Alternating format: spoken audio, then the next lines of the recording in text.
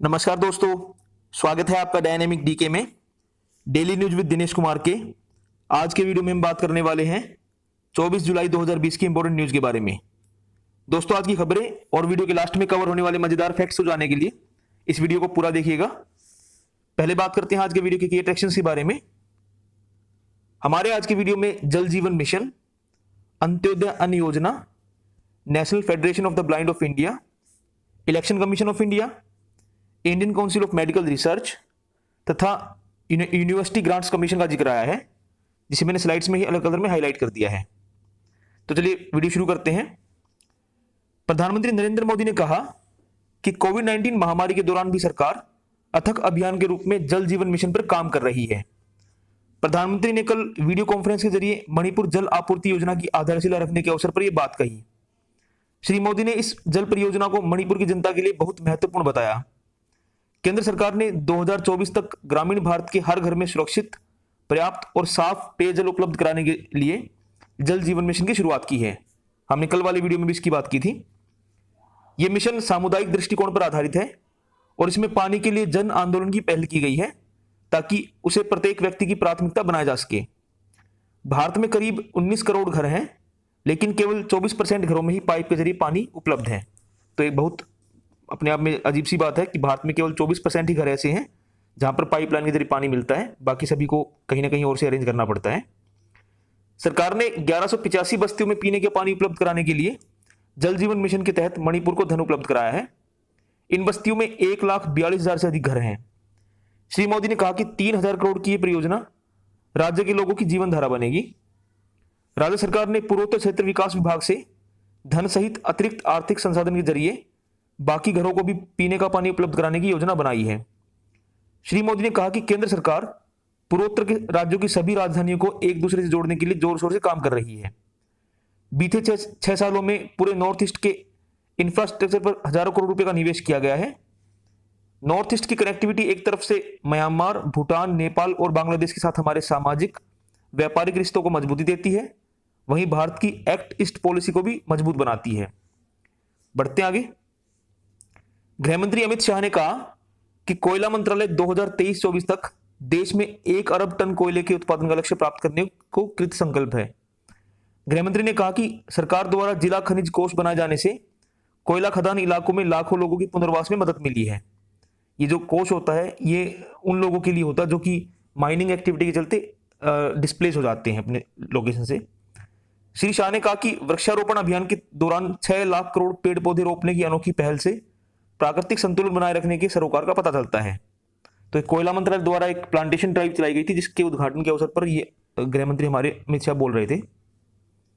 बढ़ते आगे। महिलाओं के लिए अच्छी खबर है। रक्षा मंत्रालय ने भारतीय थल सेना में महिला अधिकारी को परमानेंट कमीशन देने का औपचारिक मंजूरी पत्र जारी कर दिया है। इस आदेश से सेना की 10 शाखाओं में शॉर्ट सर्विस कमीशन जो हैं उन अधिकारी को भी परमानेंट कमीशन दिया जा सकेगा। इन ब्रांचेज में army air defence, signals engineers, army aviation, electronics and mechanical engineers, army service corps, army ordinance core और इंटेलिजेंस कोर शामिल हैं। जज एंड एडवोकेट जनरल और आर्मी एजुकेशन कोर में भी महिलाओं को स्थायी कमीशन दिया जा रहा है। सेना मुख्यालय ने महिला अधिकारी को स्थायी कमीशन चयन बोर्ड के संचालन के लिए आवश्यक कार्रवाई शुरू कर दी है और चयन बोर्ड जल्द से जल्द महिला अधिकारी को परमानेंट कमीशन देने और अन्य प्रक्रिया पूरी करने की कार्रवाई करेगा। बढ़ते अगली खबर की ओर। दिव्यांगजनों को राशन उपलब्ध कराने के लिए दिल्ली उच्च न्यायालय के आदेश के बाद केंद्र सरकार ने सभी राज्यों से दिव्यांगजनों को अंत्योदय अन्न योजना में शामिल करने को कहा है। हमने कल वाले वीडियो में कवर किया था कि दिल्ली हाई कोर्ट है उसने दिव्यांगजनों को अंत्योदय योजना के तहत राशन देने की संभावनाओं पर विचार करने के लिए केंद्र सरकार को कहा था। तो केंद्र सरकार ने इस पर अमल कर दिया है। दिव्यांगजनों को इस योजना के तहत हर महीने प्रति परिवार 35 किलोग्राम अनाज मिलेगा। खाद्य और उपभोक्ता कार्य मंत्री रामविलास पासवान ने कहा कि योजना में शामिल होने वालों की प्राथमिकता के बारे में राज्य सरकार फैसला करेगी। उन्होंने राज्य सरकारों को यह सुनिश्चित करने को कहा है कि कोई भी दिव्यांगजन इसके लाभ से वंचित नहीं होना चाहिए। इस बीच जो राष्ट्रीय दृष्टिबाधित संगठन है, महासंघ है, इस फेडरेशन ने केंद्र सरकार के इस कदम का स्वागत किया है। इस फेडरेशन के महासचिव एस.के. रुंगटा ने बताया कि सरकार के इस फैसले से देश के 2 से 3 करोड़ दिव्यांगजनों को लाभ मिलेगा। बढ़ते हैं अगली खबर की ओर। केंद्रीय पर्यावरण मंत्री प्रकाश जावड़ेकर ने कल नई दिल्ली में वीडियो कॉन्फ्रेंसिंग के जरिए राष्ट्रीय ट्रांजिट पास प्रणाली की शुरुआत की। इस मौके पर उन्होंने कहा कि इस प्रणाली से वन उत्पादों की निर्बाध आवाजाही हो सकेगी। अब नेशनल ट्रांजिट पास सिस्टम जो है उसके द्वारा मोबाइल ऐप से अप्लाई किया जा सकेगा और मोबाइल ऐप पर ही पास मिल जाएगा। बढ़ते अगली खबर की ओर। इलेक्शन कमीशन ऑफ इंडिया ने 7 विधानसभा क्षेत्रों और 1 संसदीय क्षेत्र के उपचुनाव इस साल 7 सितंबर तक पोस्टपोन कर दिए हैं। आयोग ने फैसला कोविड-19 महामारी और देश के कुछ हिस्सों में बाढ़ आने के कारण किया है। 7 विधानसभा क्षेत्रों में असम की शिवसागर, तमिलनाडु की तिरुवट्टियूर और गुडियातम, मध्य प्रदेश की आगर, उत्तर प्रदेश की बुलंदशहर और टूंडला तथा केरल की चावारा सीट शामिल है। इसके अलावा 7 सितंबर को ही बिहार की वाल्मीकि नगर संसदीय सीट पर भी उपचुनाव होना था। इन सीटों के अलावा 49 और विधानसभा सीटों पर उपचुनाव होने हैं। इस संबंध में आयोग ने स्पष्ट किया है कि संबंधित प्रावधानों के अनुसार चुनाव कराए जाएंगे। चुनाव कार्यक्रम पर चर्चा के लिए आयोग की बैठक आज होने की संभावना है। बात करते हैं कोविड-19 पर अपडेट की। देश में अब तक कुल 7,82,607 रोगी कोविड-19 महामारी से ठीक हुए हैं और स्वस्थ होने की रेट हमारे यहाँ पर 63.818% हो गई है। स्वास्थ्य और परिवार कल्याण मंत्रालय के अधिकारी ने कहा कि पिछले 24 घंटों में रिकॉर्ड 29,557 कोरोना रोगी स्वस्थ हुए हैं। पिछले एक दिन में देश भर में 45,720 लोग इन्फेक्टेड हुए और अब तक देश में इन्फेक्टेड लोगों की संख्या 12,38,635 हो गई है। पिछले 24 घंटों में महामारी से 1129 लोगों की डेथ होने के साथ मरने वालों की टोटल संख्या 29,861 हो गई है। लेकिन कोविड-19 से डेथ रेट जो है उसमें लगातार गिरावट आ रही है। हमारे यहाँ पर डेथ रेट 2.41% है। अभी Indian council of medical research के अधिकारी ने कहा कि पिछले 24 घंटों में देश भर की विभिन्न लैब्स में 3,50,823 नमूनों की जांच की गई और अब तक कुल 1,50,75,369 नमूनों की जांच की जा चुकी है।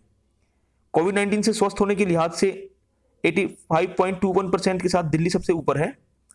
महामारी से स्वस्थ हुए लोगों की संख्या के हिसाब से महाराष्ट्र सबसे आगे है, उसके बाद तमिलनाडु, दिल्ली और तेलंगाना का स्थान है। देश में 30 राज्यों और केंद्र शासित प्रदेशों में डेथ रेट जो है वो नेशनल एवरेज से कम है। बढ़ते हैं अगली खबर की ओर। कोविड-19 महामारी के मद्देनजर सरकार ने ज्वाइंट एंट्रेंस एग्जाम के परीक्षार्थियों को बड़ी राहत देते हुए एनआईटी तथा केंद्र द्वारा वित्त पोषित अन्य प्रौद्योगिकी संस्थानों में प्रवेश के लिए जो पात्रता होती है उसके मानकों में ढील देने का फैसला किया है। हमारे एचआरडी मिनिस्टर रमेश पोखरियाल निशंक ने बताया कि जेईई मेन परीक्षा जो है वो 2020 वाली परीक्षा पास कर चुके परीक्षार्थियों को केवल कक्षा 12वीं का पास होने का प्रमाण पत्र दिखाना होगा। श्री निशंक ने बताया कि सीटें आवंटित करने वाले केंद्रीय बोर्ड ने वर्तमान परिस्थिति को देखते हुए निर्णय लिया है। इन संस्थानों में प्रवेश के लिए 12वीं की बोर्ड परीक्षा में कम से कम 75% अंक या प्रवेश परीक्षा में पहले 20 परसेंटाइल में रैंक प्राप्त करना होता है। तो ये वाली रिक्वायरमेंट खत्म कर दी गई है। अब बढ़ते अगली खबर की ओर। विश्वविद्यालय अनुदान आयोग यानी कि यूनिवर्सिटी ग्रांट्स कमीशन ने कहा है कि देश में 818 यूनिवर्सिटीज में से 603 में परीक्षाएं या तो संपन्न हो चुकी हैं या आयोजित किए जाने की योजना है। आयोग ने कहा कि जो बाकी 209 विश्वविद्यालय हैं उनमें पहले ही ऑनलाइन या ऑफलाइन परीक्षाएं करवा ली गई हैं और बाकी 394 विश्वविद्यालय अगस्त और सितंबर में परीक्षाएं आयोजित कर सकते हैं। 6 जुलाई को यूजीसी ने कोविड-19 महामारी के संदर्भ में परीक्षाएं आयोजित करने के गाइडलाइन में संशोधन किया था। बढ़ते हैं आज की लास्ट खबर की ओर। वंदे भारत मिशन के तहत चौथे चरण में अभी तक 1197 उड़ानों का कार्यक्रम बनाया गया है। विदेश मंत्रालय के प्रवक्ता अनुराग श्रीवास्तव ने नई दिल्ली में बताया कि इन उड़ानों में से 694 उड़ानें 22 जुलाई तक भारत पहुंच चुकी हैं। इन उड़ानों में लगभग 1 लाख लोग स्वदेश आए हैं। इस चरण में के 2 अगस्त तक जारी रहने की संभावना है। 22 जुलाई से 31 अगस्त तक एयर इंडिया अमेरिका के लिए एक सप्ताह में 30 उड़ानें, जर्मनी के लिए 4 उड़ानें और फ्रांस के लिए 3 उड़ानों का संचालन करेगी। दोस्तों ये थी आज की खबरें। अभी बात करेंगे आज के स्टैटिक फैक्ट्स के बारे में। आज 24 जुलाई है। 24 जुलाई 1880 को दुनिया के पहले commercial hydro electric power plant ने मिशिगन के ग्रैंड रैपिड्स में बिजली उत्पादन शुरू किया। 24 जुलाई 1917 को डच एक्जोटिक डांसर माता हारी, उनका ट्रायल पेरिस में शुरू हुआ। ये एक फेमस स्पाई रही हैं माता हारी के नाम से। उन पर जर्मनी की जासूस होने और लगभग 50,000 सैनिकों की मौत का कारण बनने का आरोप था। बाद में इन्हें फायरिंग स्क्वाड के जरिए मौत के घाट उतार दिया गया था।